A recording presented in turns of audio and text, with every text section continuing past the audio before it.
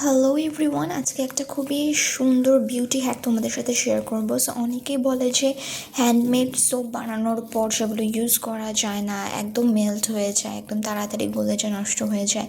So তাদেরকে আমি বলবো তোমরা তোমাদের হ্যান্ডমেড সোপগুলো বানানোর পর এগুলোকে কেটে এরকম ছোটো ছোটো টুকরো করে নেবে, যেন এগুলো তোমরা ইজিলি ইউজ করতে পারো। অ্যান্ড বাকি যে টুকরোগুলো থাকবে সেগুলো তোমরা এরকম র্যাপিং পেপারে মুড়ে দিবে। সো দেখতেই পাচ্ছ আমি বানিয়েছিলাম কিছু হ্যান্ডমেড সোপ। এগুলোকে আমি একদম পুরো ছোটো ছোটো টুকরো করে কেটে নিয়েছি, চার পিস করে।